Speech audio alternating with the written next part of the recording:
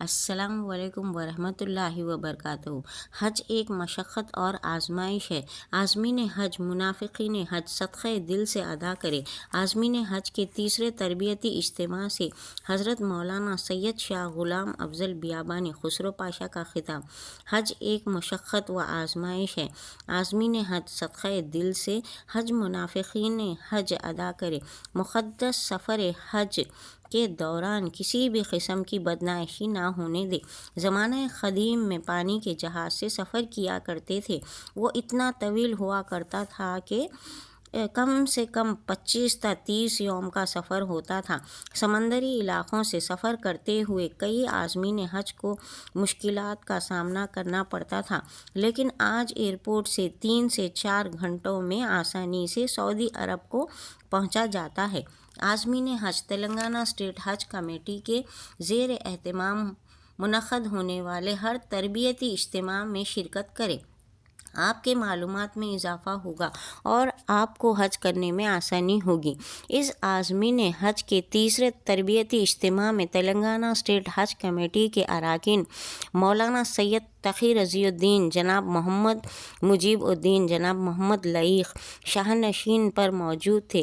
ان خیالات کا اظہار حضرت مولانا سید شاہ غلام افضل بیابانی خسرو پاشا صدر نشین تلنگانہ حج کمیٹی نے اتوار 12 جنوری کو SNR کنونشن اتاپور، ضلع رنگا ریڈی میں منعقد عازمین حج کے تیسرے بڑے تربیتی اجتماع میں صدارتی خطاب کرتے ہوئے کہا۔ جناب Irfan Sharif, state executive officer Telangana state حج کمیٹی نے کارروائی چلائی۔ جناب سجاد علی، ایگزیکٹو آفیسر تلنگانہ حج کمیٹی نے عازمین حج اور مہمانوں کا خیر مقدم کیا۔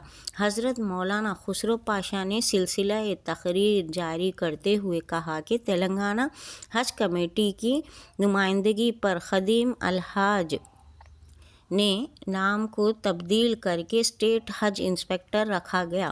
200 عازمین حج پر ایک خادم الحاج مقرر تھے، لیکن اس میں بھی ترمیم کر کے 150 عازمین حج پر ایک اسٹیٹ حج انسپکٹر مقرر کیے گئے۔ انہوں نے بتایا کہ 6519 عازمین حج کو قرعہ کے ذریعے منتخب کر لیا گیا اور 2288 ویٹنگ لسٹ کے عازمین حج کو منتخب کر لیا گیا۔ اب صرف 255 عازمین ویٹنگ لسٹ کے باقی رہ گئے ہیں۔ انشاءاللہ عنقریب وہ بھی منتخب ہو جائیں گے۔ حفیظ شبیر احمد نے کہا کہ مکے میں ایک نماز ادا کرنے پر 1 لاکھ نماز ادا کرنے کا ثواب ملتا ہے۔ اس طرح مدینہ منورہ مسجد نبوی میں ایک نماز کے ادا کرنے سے 50,000 نمازیں ادا کرنے کا ثواب ہے۔ انہوں نے کہا کہ حضور کا ارشاد مبارک ہے کہ جس کسی نے میرے روضہ مبارک کی زیارت کی، اس پر میری شفاعت لازم ہوگی۔ جناب Irfan Sharif, state executive officer حج نے اعلان کیا کہ آئندہ اتوار 19 جنوری کو صبح 10 تا 3 بجے دوپہر مسجد عالمگیری گٹلہ بیگم پیٹ میں عازمین حج چوتھا تربیتی اجتماع مقرر ہے۔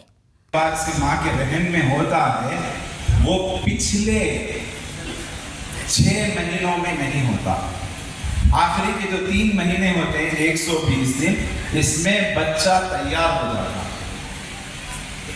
اس کی 120 دن ابھی موجود ہے تیاری کرنے کے لیے۔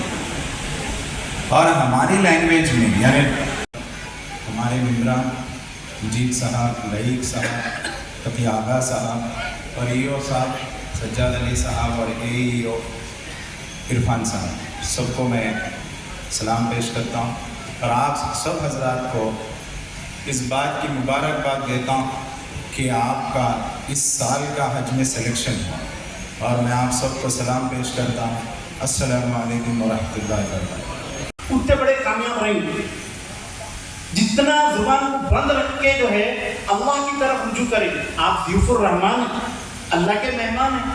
اللہ تعالیٰ آپ کو کھلا رہے ہیں، پلا رہے ہیں، سلا رہے ہیں، اور اگر کچھ تکلیفیں ہو رہی ہیں تو ہم اللہ کی طرف نگاہ کریں۔ شاید ہو سکتا اللہ آزما رہے ہیں، آپ کو جو ہے نا نیک عمل میں اللہ آزما رہے ہیں، برداشت کریں۔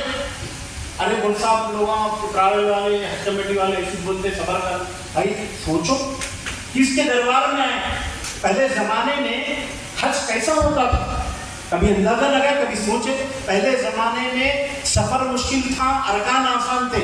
अब के जमाने में सफर आसान है, अरकान मुश्किल है। जैसे शबे कदर की रात, मकबूल शबे कदर की रात जितनी अफजल होती है, उतना ही मुज़्दलिफ़ा की रात अफजल होती है। हमें चाहिए कि मुज़्दलिफ़ा में शैतान को अरफात के मैदान में अल्लाह के नबी ने दुआ फरमाई, वो कबूल हुई तो शैतान झाड़ता हुआ भटकता हुआ गया। चंद दुआएं कबूल नहीं हुई, आका की दुआएं मुज़्दलिफ़ा में कबूल हुई, जो बच्ची कुची दुआएं। शैतान पटकते हुए गए, पटकते हुए, सर पटकते हुए जो है शैतान जो है वहाँ पर मुज़्दलिफ़ा से होता हुआ गया। हमें अल्हम्दुलिल्लाहि रब्बिल आलमीन, अस्सलातु वस्सलामु अला सय्यिदिल अंबिया वल मुरसलीन। अर्ज़ मारूफ से कबल बारगाह रिसालत नाम सल्लल्लाहु अलैहि वसल्लम में दुरूद शरीफ का नज़राना पेश करें। अल्लाहुम्मा सल्लि अला सय्यिदिना मुहम्मद व अला सय्यिदिना मुहम्मद वसल्लम। स्टेज पे तशरीफ फरमा हमारे ड्यूटी ऑफिसर जनाब सरदार अली साहब और जुफान शरीफ साहब, डॉक्टर अजहर अली साहब, मुजीबुद्दीन साहब और हज़रत मौलाना तक़ी अहमद साहब, लईक मियाँ दीगर उलमाए कराम, आज़मीन हज, अस्सलामु अलैकुम व रहमतुल्लाहि व बरकातहू से वाक़िफ़ करवाया। और ऐसे कई ट्रेनिंग कैंप्स होंगे जिसके अंदर आप हज़रात को तमाम मनासिब बतलाए जाएंगे। और आज की इस तरबियती कैंप की ख़ास बात यह है कि आपको मनासिब के हज के ताल्लुक़ से भी बताया गया और हमारे डॉक्टर साहब आपको आपके सेहत के ताल्लुक़ से भी आपको बताया। तो जहाँ पर अक्सर व बेशतर आप देखिए हर इज्तिमा में, हर तरबियती कैंप में इस इबादत कैसा करना वही बताया जाता है। वहाँ पर जाकर जब 5-5 किलोमीटर 4-4 किलोमीटर चलना है, उसकी प्रैक्टिस कैसी होनी है, सेहत का कैसा ख्याल रखना है। इंशाअल्लाह आइंदा आपको ऐसे कई कैंप्स रहेंगे, उसके अंदर हम ये कोशिश करेंगे कि किसी किस्म के तेलंगाना के आदमी को कोई तकलीफ ना हो। गए वक्त पे उतनी तरबियती कैंप होने के बावजूद भी बाद वक़्त मैंने जाने वाले आदमी से कुछ गुफ्तगू की तो उनके अंदर एरादी गलतियाँ थी, दुरूद इब्राहिम सही पढ़ नहीं पा रहे थे, सना में भी कुछ गलतियाँ थे। क्योंकि अल्लाह ही होना है। तमाम मनासिक के साथ साथ आप हज़रात अपने एराद भी सही करें, जो तलफ़्फ़ुज़ होना चाहिए अरबी ज़बान में आप वो भी सही करें, तलबिया से लेकर वो तमाम चीज़ें तक। इंशाअल्लाह ताला ऐसे उलमाए कराम आप लोगों की रहनुमाई करते रहेंगे। और दूसरी बात, वहाँ की जो मुश्किलात हैं, वहाँ की जो तकालीफ है, जैसा कि गर्मी 45 से लेकर 55 तक है, उसको कौन क्या कर सकता है। हज खुद एक मशक्क़त है, हज एक आजमाइश है, उसके अंदर से निकलना है।